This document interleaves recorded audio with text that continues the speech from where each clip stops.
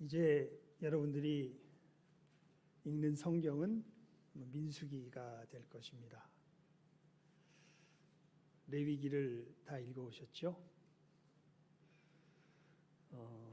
성경을 읽으면서 어려움에 부딪히는 때가 출애굽기부터 저는 개인적으로 시작됩니다. 출애굽기 20장이 지나가면서부터 레위기 그리고 민수기 한 10장 정도까지요. 보면 도대체 이 이야기를 왜 써놨을까? 처음에 읽었을 때는 싶을 정도로 이게 나와 무슨 상관이 있는가 싶을 정도로 참 굉장히 생소하고 낯선 이야기들이 적혀져 있습니다. 출애굽기 후반부에는 하나님의 거하실 장막을 짓는 이야기가 굉장히 자세하게 적혀져 있죠. 그리고 레위기에서는 갑자기 제사에 대한 이야기들이 굉장히 자세히 적혀져 있으며 또 거룩한 것과 그렇지 못한 것을 구별하며 어떻게 구별해야 되는지 그것을 굉장히 자세하고 상세하게 기록이 되어져 있고, 또 민수기로 들어가게 되면은 아마 여러분들 지금 한참 읽고 계실 텐데 무슨 그냥 똑같은 말을 왜 그렇게 반복해서 잔뜩 써놨는지요. 12지파가 이 족장의 지도자들이 뭐를 준비했는데, 그릇을 준비했는데 이 사람이 이렇게 준비했다, 모두가 그렇게 하였더라, 이렇게 했으면은 우리가 좀 편하게 읽을 터인데, 여러분들 읽어보시면 아시겠지만 또 똑같이 사람 지파와 지도자 이름만 딱 바뀌어가지고 또 똑같이 그렇게 되어서 여러분 성경을 읽다가 그러나마 생각이 자주 드실 거예요. 에이, 그냥 확 건너뛰어. 그래도 건너뛰기 힘들죠. 건너뛰지 못하고 하나님의 말씀이기 때문에 하나님께서 말씀하셨으니 뜻이 있으시겠지. 그렇게 하면서 우리가 읽어가면서 우리 자신을 부인케 하는 그러한 훈련도 되죠. 그렇게 읽으면서 저도 오늘 그렇게 읽으면서 그 유혹 속에서 그것을 극복하면서 읽어가는 가운데 참 그 심령에 어떤 시원함이 임하는 것을 참 개인적으로 경험을 했는데, 그래도 하나님의 말씀이니까 읽어야지 이렇게 읽는 가운데요, 확 넘어가고 싶은데 확 넘어가지 않고 한 글자 한 글자 또박또박 읽어 나갈 때 하나님께서 내 지각을 초월한 뛰어난 은혜를 주시는 것을 오늘 아침에 잠시 경험을 했었는데요. 의미가 없지 않습니다. 레위기는 의미가 없는 것이 아니라 정말 중요한 의미가 있는 성경입니다. 예수님께서 이루신 구원의 역사에 대해서 구약에서 가장 상세하게 이야기하고 있는 것이 바로 사실은 레위기입니다. 여러분, 레위기는 아까도 말씀드렸지만 무엇에 대한 이야기가 굉장히 처음에 자세하게 기록이 되어 있어요? 제사에 대한 이야기가 굉장히 자세하게 기록이 되어 있습니다. 왜 하나님께서 이 제사에 대한 이야기를 자세하게 하셨을까? 그 과정에 대한 걸 굉장히 자세히 이야기하시는데, 그 이유에 대해서는 놀랍게도 레위기 말씀을 찾아보면 오늘 말씀이 그 이유에 대해서 가장 선명하게 우리들에게 이야기해주고 있습니다. 우리 17장 11절 말씀을 다시 한번 다 같이 합독해서 읽어보겠습니다. 시작. 육체의 생명은 피에 있음이라. 내가 이 피를 너희에게 주어 제단에 뿌려 너희의 생명을 위하여 속죄하게 하였나니 생명이 피에 있으므로 피가 죄를 속하느니라. 아멘.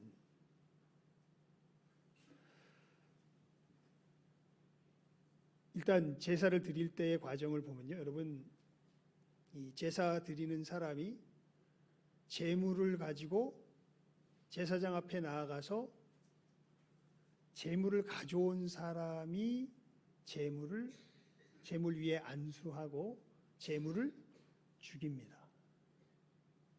제사장이 죽이지 않습니다. 누가 죽여요? 제물을 가지고 온 사람이 죽입니다.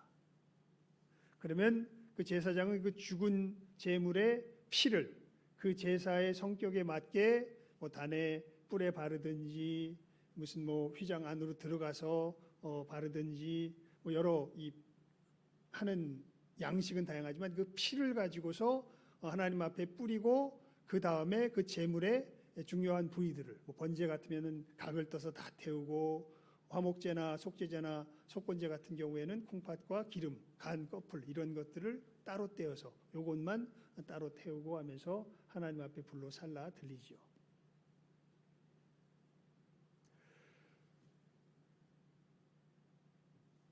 무슨 뜻이냐 하면 내가 이 치루어야 할 죄의 값을 누가 지금 치릅니다. 이 제물이 치릅니다. 그래서 내가 이 제물과 같이 되어 멸망하여야 할 터인데 나의 죄가 하나님 앞에서 이 제물 안에서 다 어떻게 되었으니까 치루어졌으니까 이제 나로 다시금 하나님 앞에서 살아가게 하옵소서. 이게 제사의 의미인 거죠. 그 이야기가 오늘 말씀에 보면 너무 분명하게 선포가 되어 있는 것이죠. 우리 다시 한번 읽어봅니다. 시작. 육체의 생명은 피에 있음이라. 내가 이 피를 너희에게 주어 제단에 뿌려 너희의 생명을 위하여 속죄하게 하였나니 생명이 피에 있으므로 피가 죄를 속하느니라. 하나님이 말씀하세요. 육체의 생명은 어디에 있다?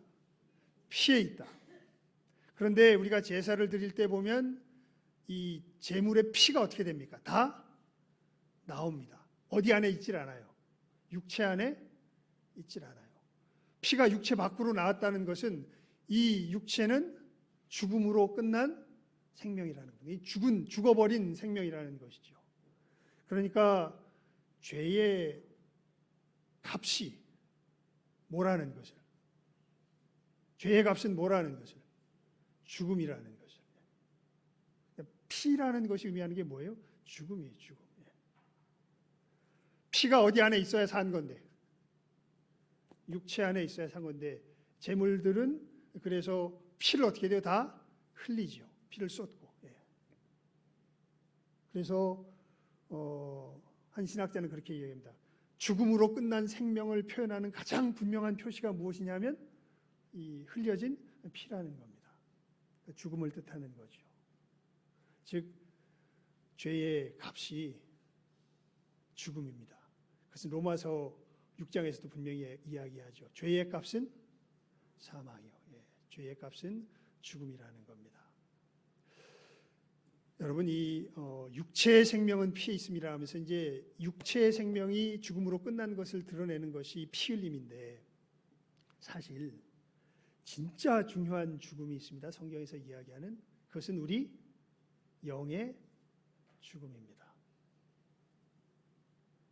하나님께서 아담에게 선악과를 따먹지 말라고 말씀하시면서 이렇게 이야기하시죠. 이 선악을 알게 하는 나무의 열매를 따먹는 날에는 정녕 네가 어떻게 되리라? 죽으리라. 그래서 따먹고 나서 여러분 죽습니까? 안 죽습니까?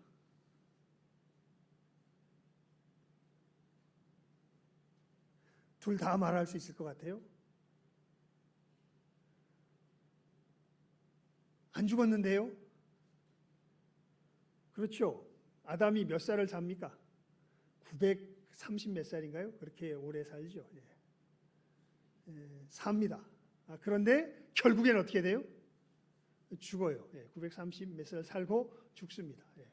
그런데 성경은 단순히 우리의 이 육신적인 죽음을 죽음이라고 이야기하지 않고요. 죽음보다 더한 죽음, 진짜 죽음. 죽음에 대해서 무엇이라고 이야기하냐면 하나님과 함께할 수 없이 떨어져 나온 상태를 뭐라 그래요? 그걸 뭐라 그래요? 죽음이라 그래요. 여러분 이것을 잘 마음에 새겨 놓으셔요. 진짜 죽음은요. 여기서 말하는 육체에서 피가 흘러나오면서 육체의 죽음을 말할 때 이 죽음은 영과 육이 분리되는 상태를 이야기합니다. 그래서 성경에 이야기하죠. 영은 우리의 원래 왔던 곳으로 돌아가고 육은 땅으로 돌아가고. 예. 근데 왔던 곳이 이제 음부와 이 하나님 나라 둘 중에 하나로서 이제 결정이 되는데, 예. 일단 우리의 존재가 소멸하는 게 아닙니다. 성경은요, 놀랍게도 사람은 존재가 소멸하는,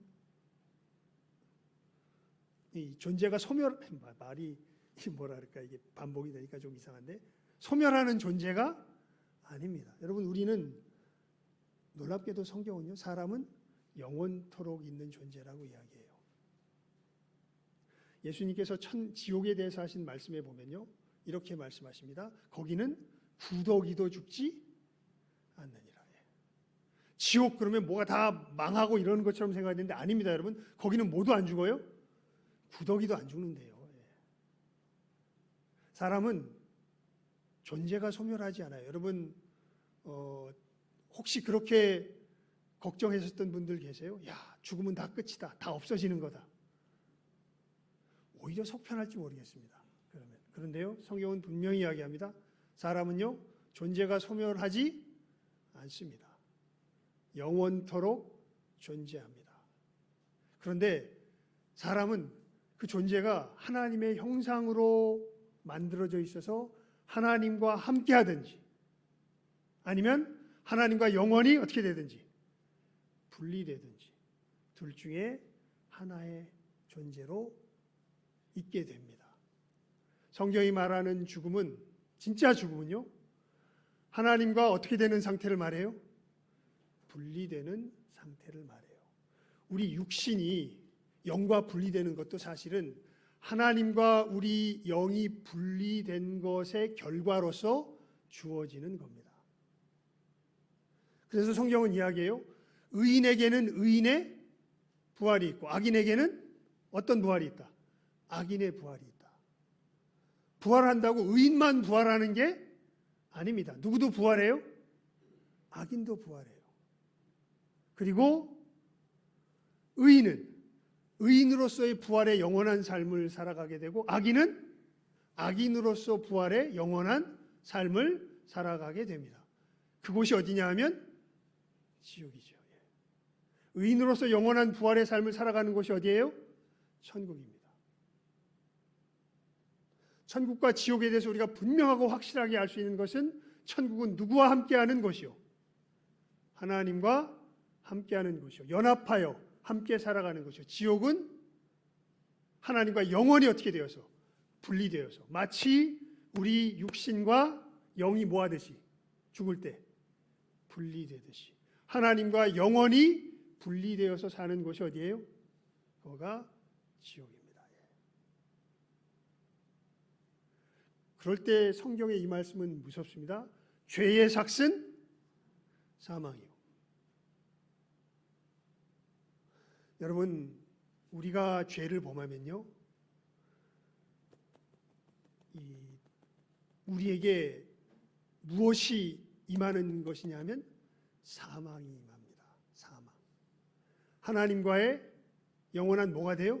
분리가 돼요. 우리가 이 이야기를 출애굽기를 통하여서 우리가 굉장히 자세하게 사실은 읽었죠.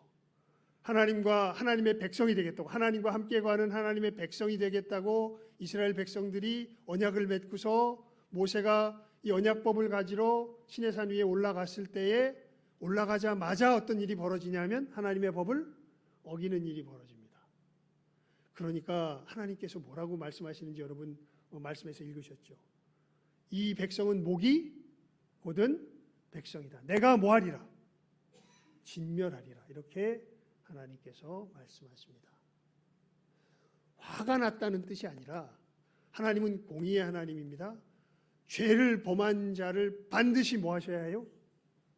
진멸하셔야 돼요. 그러니까 그 진멸의 의미가 여러분 우리의 육과 영이 분리되는 것은 어떻게 보면 오히려 작은 일입니다. 진짜 진멸은요, 우리가 누구에게 영원히 버림받는 거예요? 하나님께 영원히 버림받는 거예요.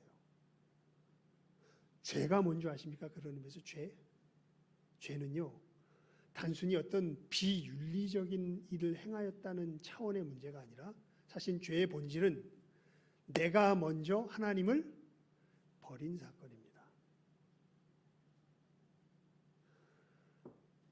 다윗이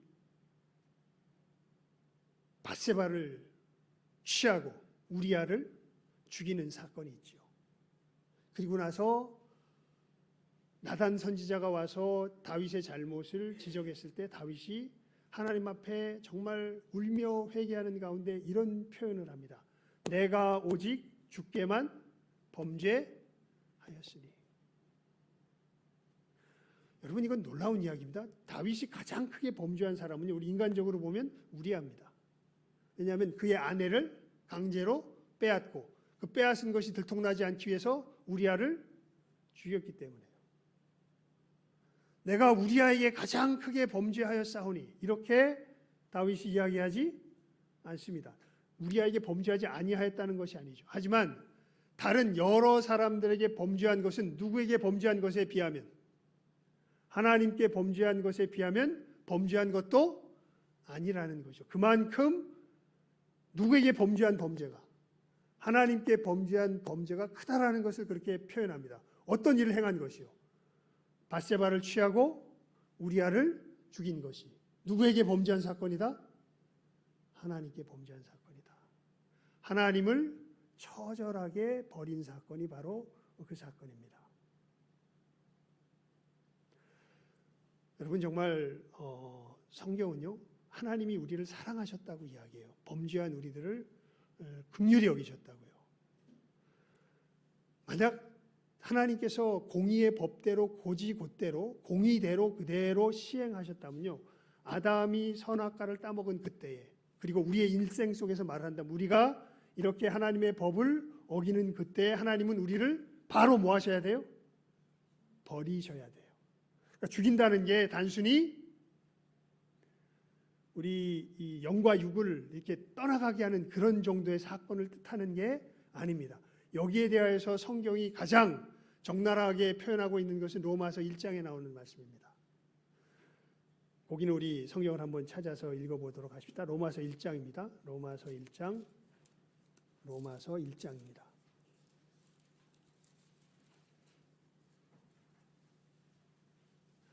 28절부터 31절까지입니다. 이게 하나님이 버렸다라고 할 때, 우리에게 사망이 임했다라고 할 때에 그 사망의 가장 성경에서 표현된 지옥스러운 모습입니다. 우리 28절부터 31절까지의 말씀입니다. 함께 읽습니다. 28절부터 31절입니다. 시작. 또한 그들이 마음에 하나님 두기를 싫어하매 하나님께서 그들을 상실한 마음대로 내버려 두사 합당치 못한 일을 하게 하셨으니 곧 모든 불의, 추악, 탐욕, 악의가 가득한 자요, 시기, 살인, 분쟁, 사기, 악독이 가득한 자요, 수군수군하는 자요, 비방하는 자요, 하나님께서 미워하시는 자요, 능욕하는 자요, 교만한 자요, 자랑하는 자요, 악을 도모하는 자요, 부모를 거역하는 자요, 우매한 자요, 배약하는 자요, 무정한 자요, 무자비한 자라. 예. 사도 바울이 이렇게 이야기합니다. 하나님께 버림받은 것이 어떠한 것인가? 이들이 하나님께 버림받으면요, 어떤 상태가 되냐면, 어떤 존재가 되냐면 모든 불의, 추악, 탐욕, 악의가 가득한 자요, 시기, 살인, 분쟁, 사기, 악독이 가득한 자요, 수군수군하는 자요, 비방하는 자요, 하나님께서 미워하시는 자요, 능욕하는 자요, 교만한 자요, 자랑하는 자요, 악을 도모하는 자요, 부모를 거역하는 자요, 우매한 자요, 배약하는 자요, 무정한 자요, 무자비한 자라.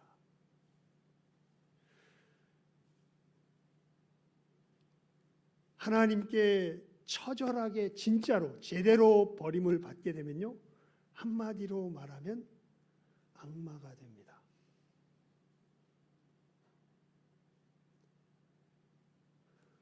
근데 사실 악마가, 마귀가, 사단이 다른 존재가 아니라 누구를 버린 자가 사단이에요?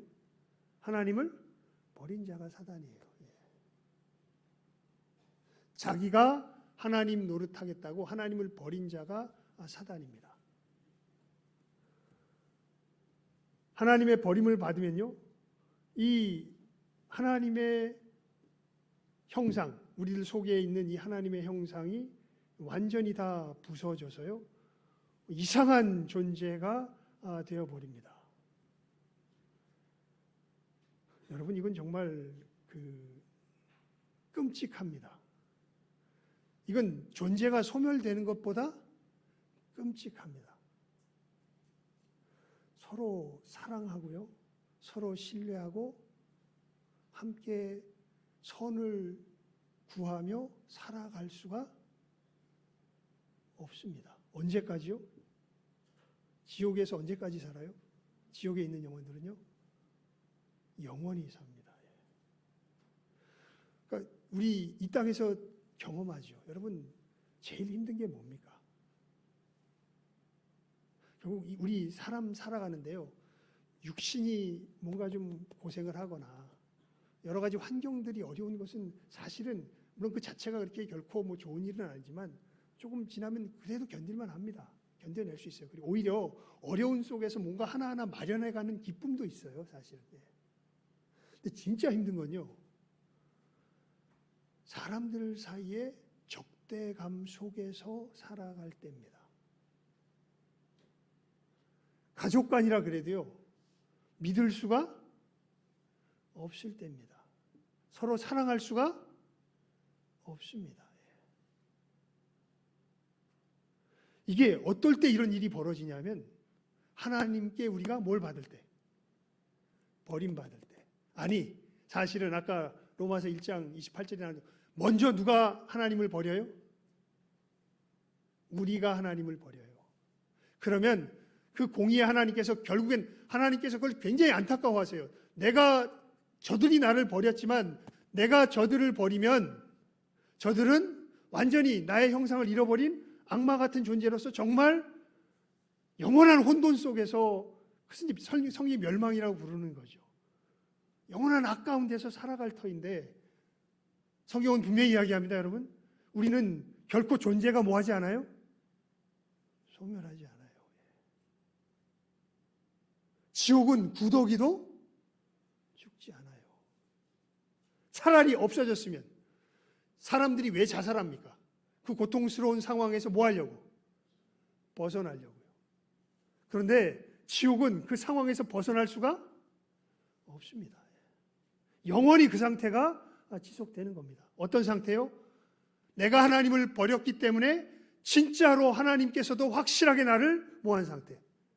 버린 상태. 하나님과의 완전한 분리가 일어난 상태.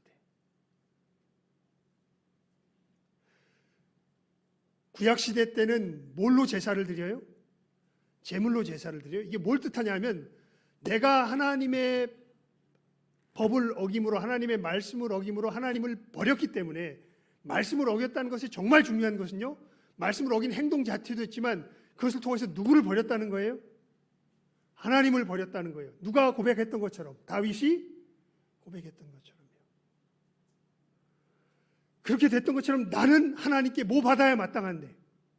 버림 받아야 마땅한데, 하나님께서 이 내가 버림받아야 할 그 죄값을 뭐를 통하여서?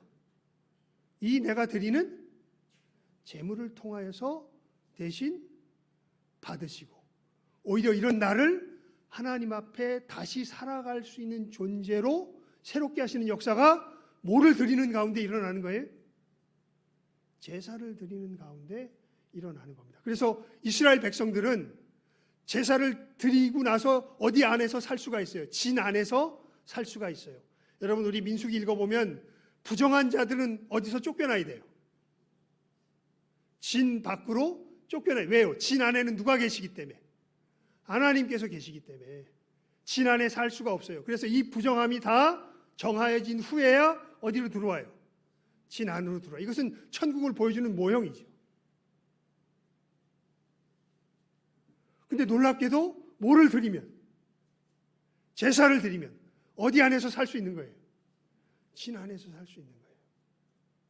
오늘 설교 제목이 뭡니까? 구원의 길, 제사. 예. 하나님께서 제사를 통하여서 죄인된 우리가 다시금 어디에 살 수 있는 길을, 진안에 하나님 나라에 살 수 있는 길을 뭐 하신 거예요? 여신 거예요. 그런데 이 제사는요, 이제 이것에 대해서 그래서 제가 그 작년 말에 그렇게 여러분들에게 말씀을 드렸다가 바꿨지요. 그 계획을 바꿨습니다. 히브리서를 이번에 2026년에는 보면 좋겠습니다. 이렇게 이야기를 했었는데 보니까 여러 상황들을 이렇게 현실적으로 부딪혀 보니까 여러분들이 일단 성경을 읽는 것 자체가 너무 버거워요. 그래서 우리 말씀을 읽는 가운데 중심이 되는 내용들은 이 설교 시간에 함께 나누는 것이 좋겠다 싶어서 이제 방침을 바꿔서 이렇게 나눕니다. 그래서 레위기를 읽으면서 레위기 다 읽었다 이게 중요한 게 아니라 레위기의 핵심 내용이 무엇인가라고 생각할 때 여러분들이 이제 말씀을 들었으니까 뭘 생각하시겠어요? 레위기의 핵심 내용이 몇 장 몇 절이다. 일단 제가 이제 말씀을 전했으니까 17장 11절의 말씀에 여기에 핵심 내용이 나온다고 그랬다. 이 내용이 뭔가 보니까 우리 다시 한번 읽어볼까요? 시작 한번 읽습니다. 시작. 육체의 생명은 피에 있음이라. 내가 이 피를 너희에게 주어 제단에 뿌려 너희의 생명을 위하여 속죄하게 하였나니 생명이 피에 있으므로 피가 죄를 속하느니라. 자, 이건 이제 확실히 아시겠죠? 야, 이스라엘 백성들이 범죄하였지만 그 범죄함 속에서 우리는 하나님의 백성으로 살아갈 수 있다 없다? 살아갈 수 있다. 뭘 통하여서? 제사를 통하여서. 이 제사가 도대체 어떤 일을 행한 것인가? 여러분, 그런데 구약의 제사는요, 한 번 드리는 것으로 끝나지 않습니다. 계속해서 뭐예요? 드려야 돼요. 왜냐하면 한 번 드렸다고 우리가 죄에서 온전한 자유함을 얻지 못합니다. 그래서 구약의 제사는요, 사실 신약의 예수님께서 십자가 위에서 드리실 그 영단번의 제사에 대한 예표지요. 그것을 가장 잘 설명한 성경이 어디냐면 어딜까요? 히브리서입니다. 그래서 여러분 이 레위기 읽다가 뭔가 조금 무슨 얘기인지 모르겠다 싶으면은 물론 그만한 마음의 힘을 낼 수 있는 분들이 계실까 조금 의심스럽긴 한데 힘을 내서 한번 뭘 읽어보면 히브리서를 읽어보면 여러분들이 이 제사가 얼마나 중요한 것인가에 대해서 예수님께서 십자가 위에서 행하신 것이 무엇인가에 대해서 분명하게 깨달아 알 수 있을 겁니다. 예수님께서는 십자가 위에서 우리의 죄를 대속하시는 이 로마서의 표현을 빌려 이야기하면 화목 제사를 드리신 겁니다. 화목 제사입니다. 화목 제사에. 화목 제사는요, 하나님과 다시 화목하게 된 것을 의미하는 제사입니다. 속죄 제사는 그냥 죄를 속하는 제사지만 화목 제사는 하나님과 화목하게 된 것을 의미해요. 화목하게 된다는 것은요, 단순히 내가 저질렀던 죄의 값을 치른 것에 그치는 것이 아니라 여러분, 저 사람이 나에게 잘못을 했어요. 그래서 나에게 이 잘못을 범한 해한 대로 내가 저 사람에게 똑같이 해를 줘서 갚았어요. 그런다고 저 사람과 화목될 수 있을까요? 또 잘못하면 어떻게? 화목되려면 이제 더 이상 나에게 뭐하지 않겠구나, 잘못하지 않겠구나라는 그 확신이 서야 뭐가 돼요? 화목하게 돼요. 잘못했는데, 그래서 죄는 치렀는데 네가 나를 죄를 치르게 해놓고 네가 또 잘 살 줄 알아?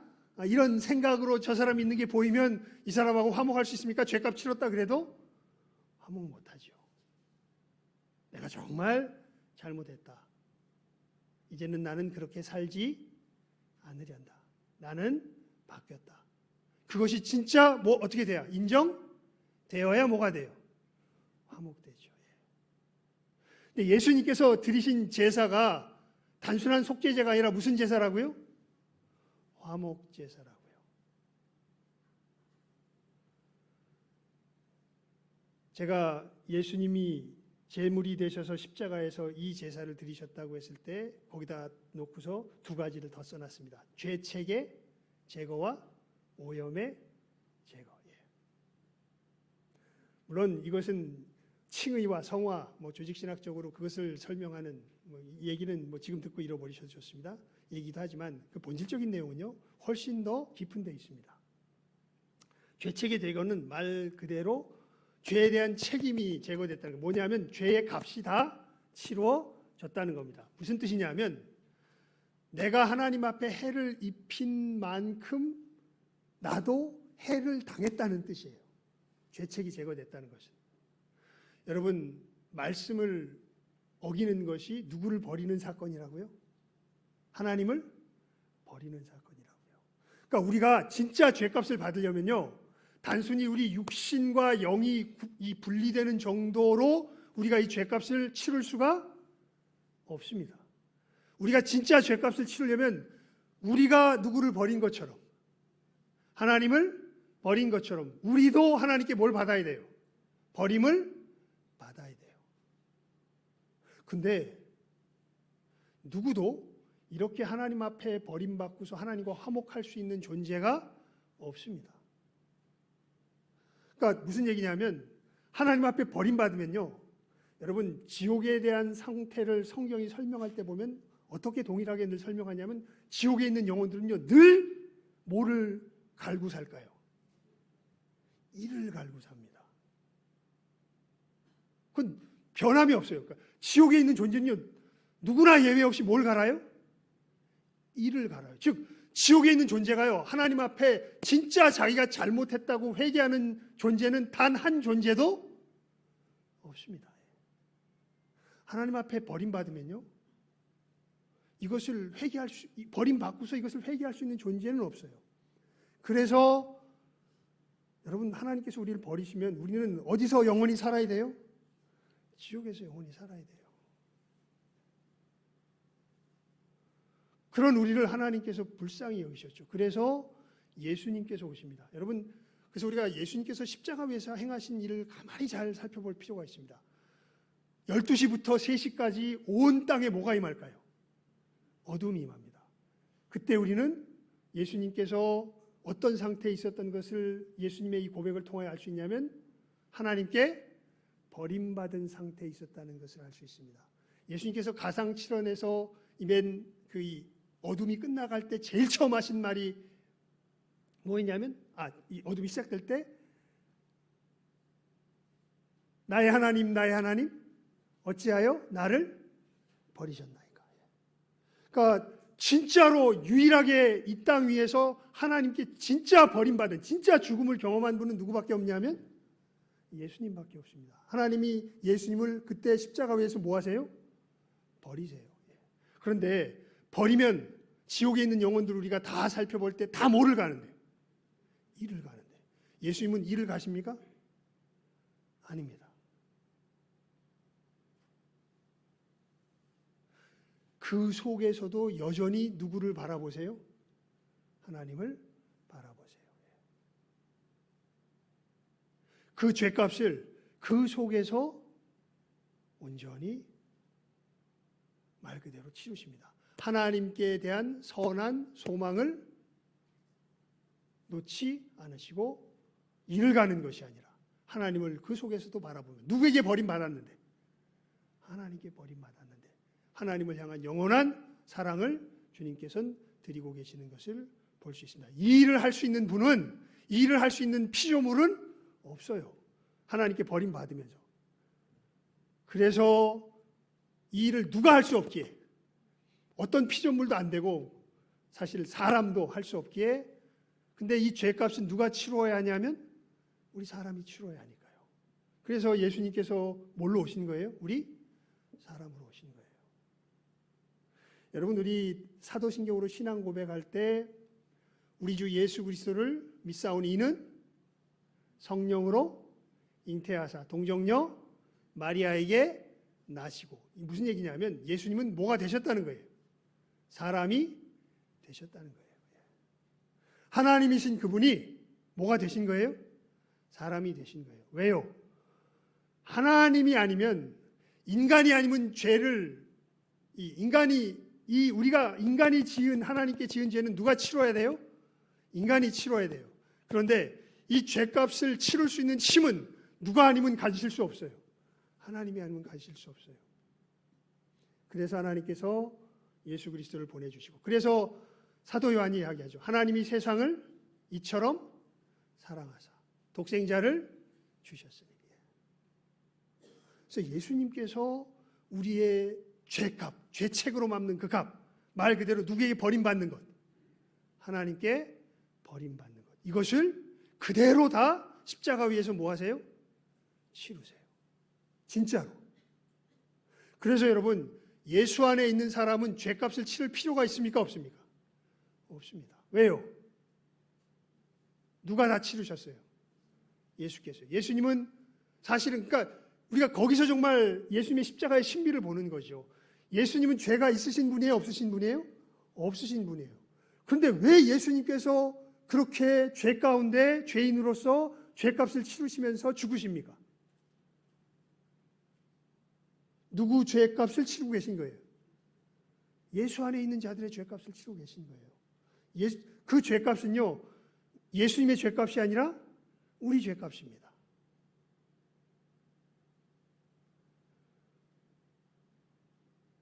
그렇게 죄값을 다 치르시고, 여러분 성경에 보면 죽은 지 사흘 만에 뭐 하세요? 부활하세요. 이것은 꼭 한번 봐야 되겠습니다. 로마서 6장을 한번 펴보십시오. 로마서 6장입니다. 로마서 6장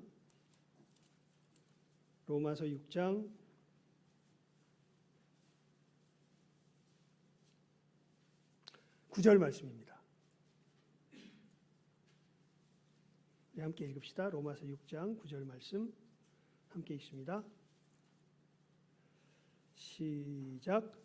이는 그리스도께서 죽은 자 가운데서 살아나셨음에 다시 죽지 아니하시고 사망이 다시 그를 주장하지 못할 줄을 알미로라.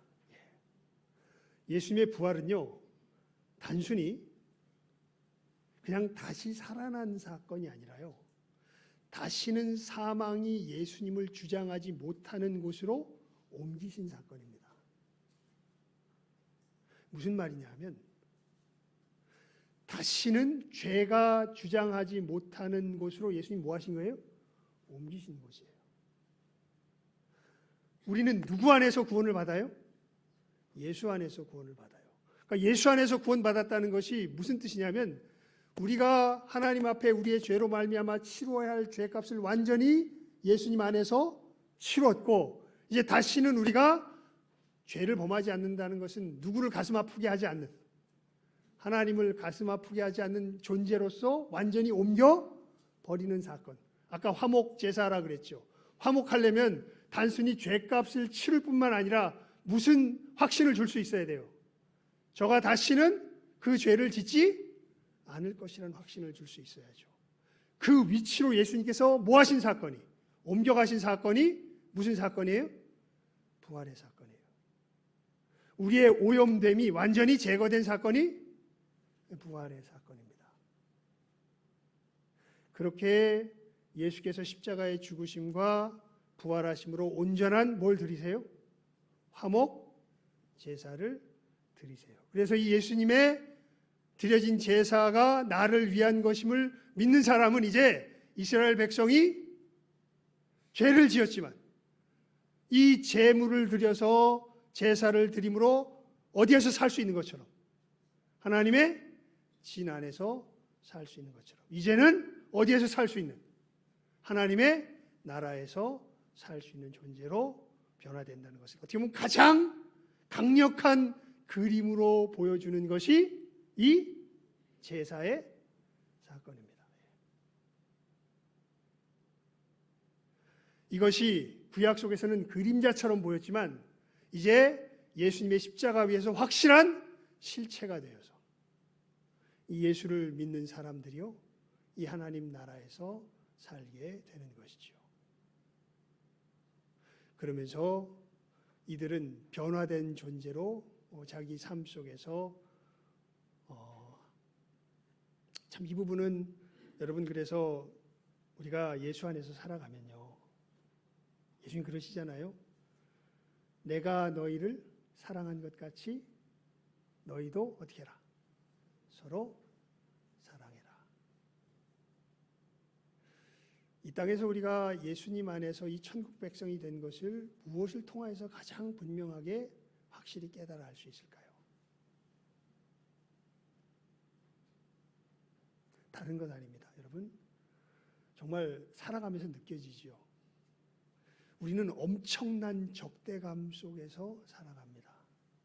그죠? 사람들이 왜 사나 보면요, 가만히 보면 화내려고 사는 것 같아요.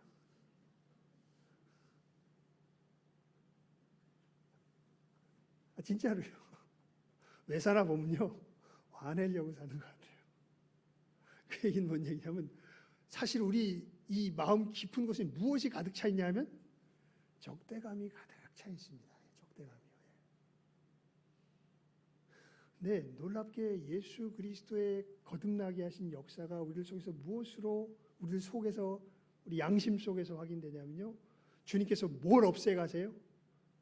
이 적대감을 없애세요. 그래서 예수님 믿는 사람의 미친 특성이죠. 이건 미친 특성이라고밖에 설명이 안 돼요. 세상에서는 이게 말이 안 되기 때문에 그래요. 예수 믿는 사람의 특성으로 예수님께서 말씀하신 것은 누구를 사랑하라는 거예요? 원수를 사랑하라는 거예요. 너희를 사랑하는 자를 사랑하는 것은 누구도 한다.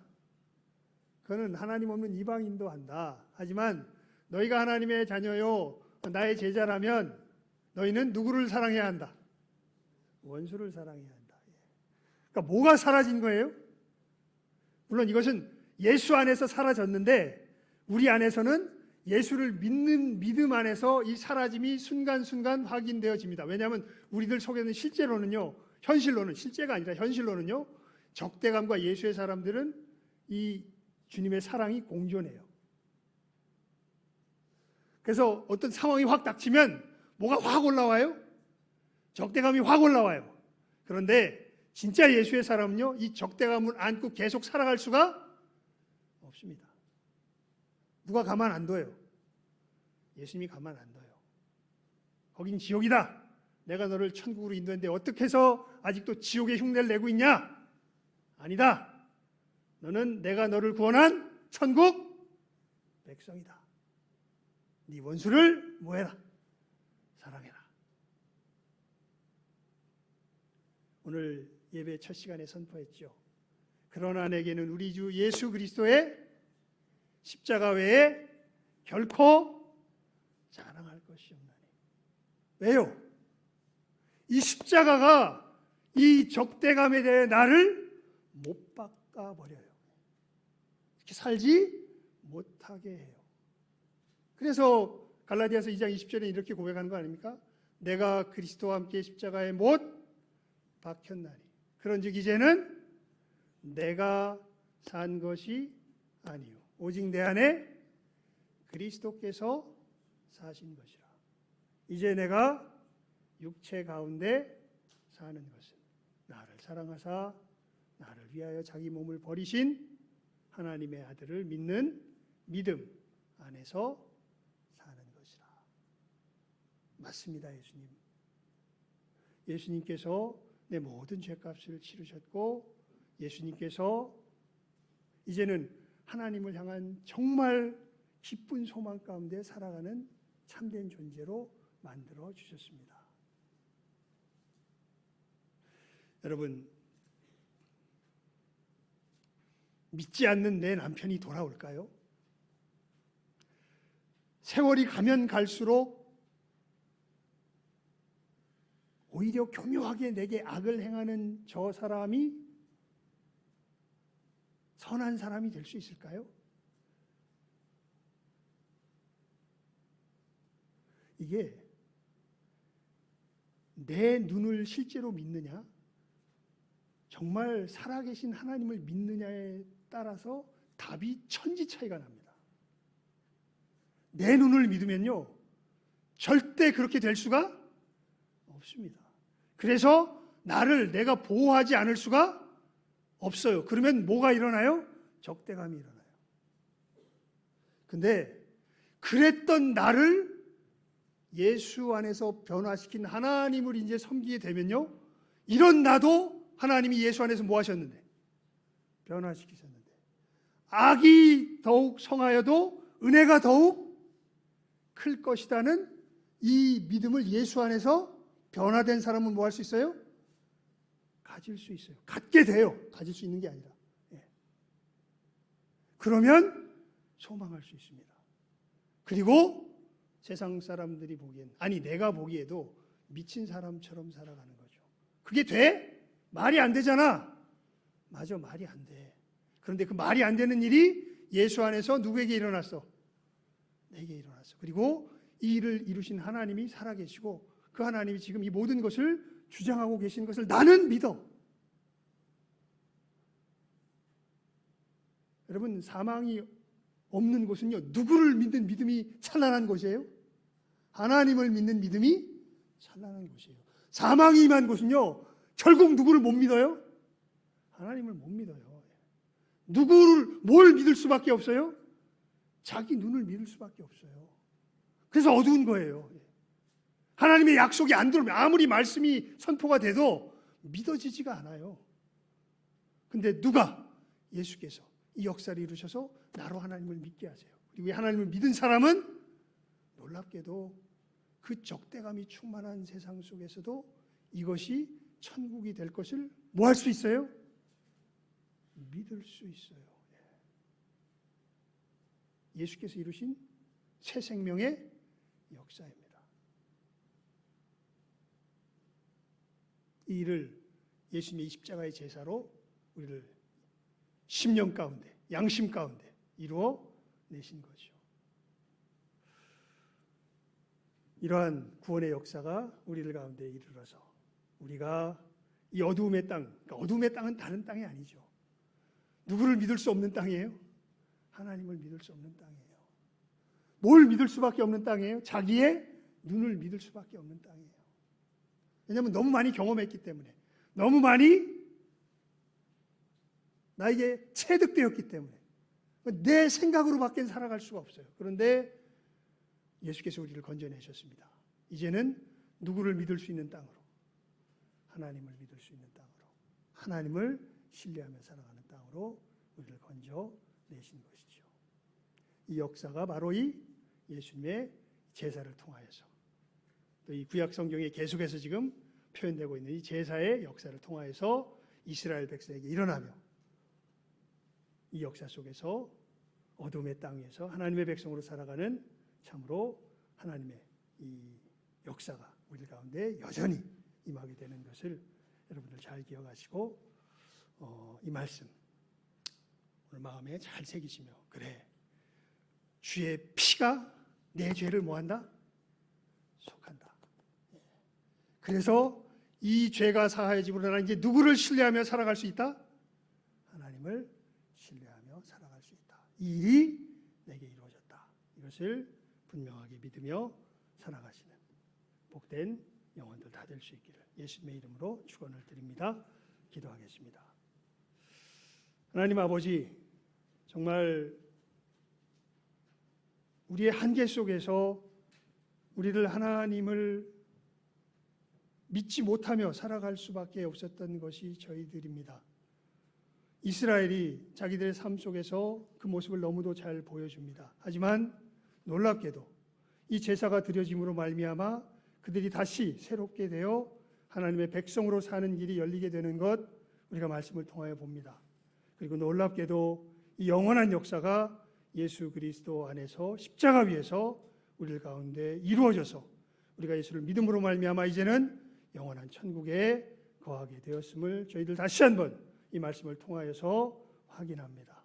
하나님, 주님께서 드리신 이 제사로 말미암아 우리가 7번 넘어질지라도 다시 일어나서 하나님의 백성으로 살아가는 존재가 되었음을 분명하게 깨달아 알게 하여 주시고, 저희들 여러 상황 속에서 흔들리지 않게 하여 주시며 넘어졌다 할지라도 다시 일어나게 하여 주시고, 주님 보혈의 은혜를 힘입어서 참으로 다른 사람들은 몰라도 우리들은 우리 양심으로 하나님의 선하심을 신뢰하며 우리들 가운데 진정한 하나님의 선이 참으로 서로 사랑하며 믿으며 소망할 수 있는 진정한 하늘나라가 열려질 수 있는 것을 신뢰하며 내 이웃들을 이 믿음 안에서 대하며 승리하며 나아갈 줄 아는 이 시간 함께하는 우리 모든 귀한 영혼들 다 되게 하여 주시기를 간절히 바라옵고 소원하옵고 축복하오며 모든 것 예수님의 이름으로 기도드리옵나이다.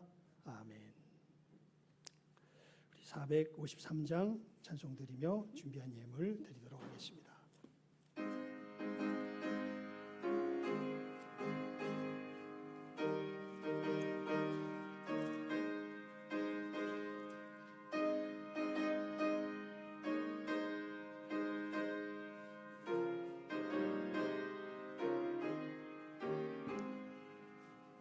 예수도 알기 원하네 크고도 넓은 은혜와 대속해 주신 사랑을 간절히 알기 원하네 내 평생의 소원 내 평생의 소원 대속해 주신 사랑을 간절히 알기 원하네 성령이 스승되셔서 진리를 가르치시고 거룩한 뜻을 깨달아 예수를 알게 하소서 내 평생의 소원 내 평생의 소원 대속해 주신 사랑을 간절히 알기 원하네 성령의 감화 받아서 하나님 말씀 배우니 그 말씀 한절한절이 내 맘에 교훈 되도다 내 평생의 소원 내 평생의 소원 대속해 주신 사랑을 간절히 알기 원하네 예수가 계신 보좌는 영광에 들려 있도다 평화의 왕이 오시니 그 나라 왕성하도다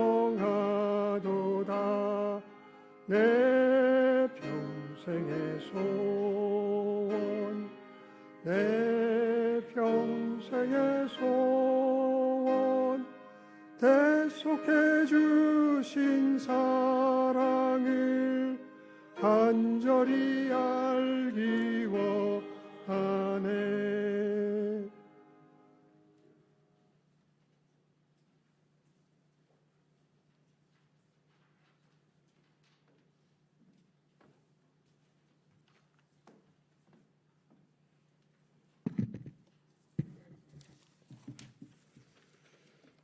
봉헌 기도 드리겠습니다. 하나님의 말씀을 듣고 결단하는 봉헌의 시간을 갖습니다. 하나님, 죄인된 우리에게 소망이 없는 것 아니라 우리 주 예수 그리스도 안에 영원한 소망이 있는 것을 저희들이 이 시간 다시금 분명히 깨달아 알게 하여 주시고 우리의 이 죄악이 예수께서 드신 이 화목 제사 가운데 온전하게 해결되었음을 믿는 믿음으로 우리의 마음 또 혹여 더러워진 발이 있다 할지라도 참으로 이 예물 드림과 같이 주님 앞에 지금 내어드리는 결단이 있는 복된 이 봉헌의 시간 되게 하여 주시며 혹여 아직도 예수님께 자기의 영혼을 의탁드리지 못한 또 안타까운 영혼들이 있다면 하나님 앞에 주님 앞에 십자가의 그 보혈의 은혜 앞에 자기의 영혼을 내어드리는 복된 결단이 있는 귀한 이 봉헌의 시간 되게 하여 주시옵소서. 모든 것 예수님의 이름으로 기도드리옵나이다. 아멘. 교회 소식란을 봐주시기 바랍니다. 모든 분들 예수님의 이름으로 환영합니다. 함께 천국에 이르기를 소망합니다. 오전 예배 후 우리 각부 원래회로 모입니다. 그리고 오후 예배는 우리 찬양대 헌신 예배로 드립니다. 성천교회 김병태 목사님께서 말씀을 전해주십니다. 그리고 우리 사무실에 파쇄기를 준비해 놓았습니다. 보통 이제 뭐 개인 정보 이런 문제 때문에 이거 요람 같은 거 여러 개 갖고 있는데 혹시 이거 버리기도 그렇고 그러신 분들이 있다면은 사무실에 가지고 오시면요, 그 파쇄기에다 집어넣으면 잘 파쇄되니까 여러분들 필요하신 분들 사용하시면 되겠습니다. 그리고 이제 내일부터 우리 새벽 기도의 장소를 본당에서 드리도록 하겠습니다. 보니까 뭐 어차피 이 에어컨 틀고 하는 것들이 별 비용이 큰 차이가 나지 않는 것 같으니까요. 이 본당이 훨씬 더 마이크나 여러 상태가 좋으니까 이제 내일부터는 우리 새벽 기도에 본당에서 드립니다. 여러분들 잘 기억해 하고 또 착오 없이 참여하시길 바랍니다. 그리고 우리 총회 세례교인 헌금 우리 이제 드릴 터 다음 주일날 드릴 터인데요. 그 서울은 거기 총회에서 참 재밌게 정해놨어요. 다른 지방 도시는 8,000원, 서울은 11,000원 이렇게 정해놓았습니다. 그래서 여러분들 우리는 총회를 돕는 데 쓰이는 헌금이니까요. 아마 두 종류로 혹시 받으셨는지 모르겠어요. 총회 세례교인 헌금 이렇게 봉투로 받으셨거나 혹은 주부에 보면 목적 헌금 받으신 분이 있을 텐데 뭐 여기에 받으신 분들은 여기에 그냥 11,000원 넣어서 이 헌금하시면 될 터인데 목적 헌금에 받으신 분은 여기다 반드시 이 총회 세례교인 헌금 제목을 꼭 쓰셔서 여러분들이 전해 주셔야 우리가 이걸 헌금을 또 이렇게 총회로 보낼 때 착오 없이 보낼 수가 있으니까 목적 헌금 봉투로 받으신 분들은 반드시 꼭 여기 봉헌금 아니 여기 이름이든지 하여튼 여기 목적 헌금에서 목적 이 제목란에다가 총회 세례교인 헌금 이렇게 꼭 쓰셔서 여러분들이 전해 주셔야 우리가 또 이것을 바르게 또 총회로 전달할 수가 있을 터이니까요. 여러분들 잘 기억하시고 착오 없이 헌금해 주시기를 바랍니다. 그리고 우리 성경 퀴즈 대회 이제 넷째 주 오후 예배 때 총 이제 20문제를 낼 건데요. 10문제는 우리 풀었던 문제 중에 그리고 5문제는 매우 쉬운 문제로 우리 성경을 읽었다면 하지만 성경 안 읽으면은 맞출 수는 없을 겁니다. 그게 매우 쉬울까? 하여튼 뭐 적당히 고려해서 내겠습니다. 그러니까 그렇게 5문제 그리고 성경을 보고서 답해야 할 문제 정도로 좀 어렵게 5문제에서 총 20문제를 해가지고 여러분들이 읽었던 성경 내용들을 다시 한번 돌아볼 수 있도록 그렇게 성경 퀴즈 대회를 가질 터이니까요. 여러분들 잘 준비해 주시기를 바랍니다. 그래서 이 도전 골든맨처럼 하려고 그러니까요. 10문제, 15문제, 그 다음에 마지막 최종까지 가시는 분 이렇게 해가지고 열심히 수고하셨다고 이 선물 이걸 통과하신 분들은 선물을 준비했으니까 여러분들 또 기대하시면서 참여하셔도 좋겠습니다. 여러분들에게 유익이 될 만한 책을 준비했습니다. 각 단계별로 준비했으니까 기대하시고 참여하시면 좋을 것 같습니다. 그리고 우리 동계부흥회 2월 25일 수요일부터 금요일까지요. 저녁 7시 30분 세길교회 조태희 목사님과 함께 은혜로 마음을 굳세게 하셔서 우리 부흥회를 이 주제로 부흥회를 갔습니다. 우리 그 전주간 물론 설날이 끼어 있지만 그래서 여러분들 뭐 각자 자유롭게 출타하셔서 혹여 우리 예배 당회에서 참석하지는 못한다 할지라도 우리 꼭 밴드를 통하여서 또 우리 각자 있는 처소에서 요 기간만큼 우리가 부흥회를 준비하는 마음으로 또 하나님 앞에 특별 새벽 기도회로 우리 마음을 또 준비하는 또 시간을 꼭 가질 수 있도록 해주시길 바랍니다. 그리고 부흥회 기간 중에 지금 우리 차량 운행할 때 봉사자가 좀 필요한데요. 여러분 부흥회 기간 중간에 제가 이날은 차량 운행에 제가 이 봉사할 수 있습니다. 그러니까 7시 반에 예배 시작이니까 6시 반에는 오셔서 아마 운행해 주실 수 있어야 가능할 겁니다. 이렇게 또 이제 걷기에 좀 불편하신 분들, 참여하기 원하시는 분들 이렇게 모시고 올 수 있도록 이 자원해 주실 분들은 자원해 주시면 사무실로 알려주시면 감사하겠습니다. 오늘 구역장 모임은 없습니다. 우리 예배 후에 우리 또 김병태 목사님과 함께 또 교제하는 시간을 갖기 때문에요. 구역장 모임은 없습니다. 이상 광고를 마치겠습니다. 우리 다 같이 자리에서 일어나셔서 주기도성으로 폐 찬송 드리고 축도로 예배 마치도록 하겠습니다.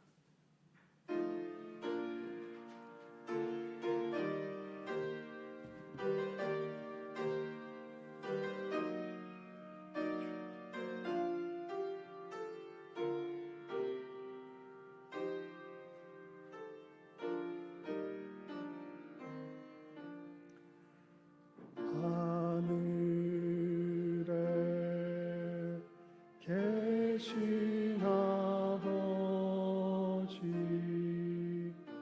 이름을 하사 주님 나라 임하시고 뜻이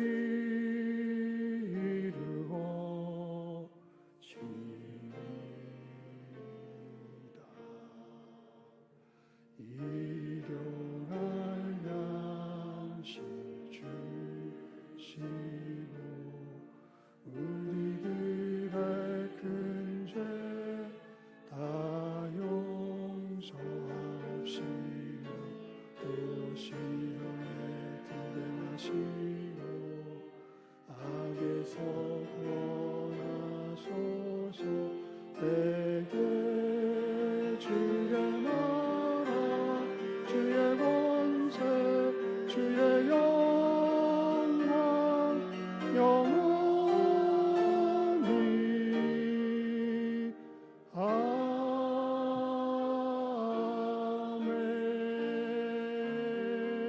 아멘. 지금은 우리 주 예수 그리스도의 은혜와 아버지 하나님의 사랑하심과 성령님 감화 감동 교통하심이 범죄한 이스라엘이 하나님의 백성이 될 수 있는 구원의 길을 열었던 이 제사의 역사를 주님께서 우리들 영혼 가운데 영원히 단번에 이루셨음을 이제 확실히 믿으며 이 은혜에 힘입어서 하나님의 백성답게 한 걸음 한 걸음 천성을 향하여 나아가기로 결심하는 모든 귀한 영혼들 위해와 이 시간 함께 머리 숙인 모든 복된 영혼들 위해 이제로부터 함께 있을지어다. 아멘.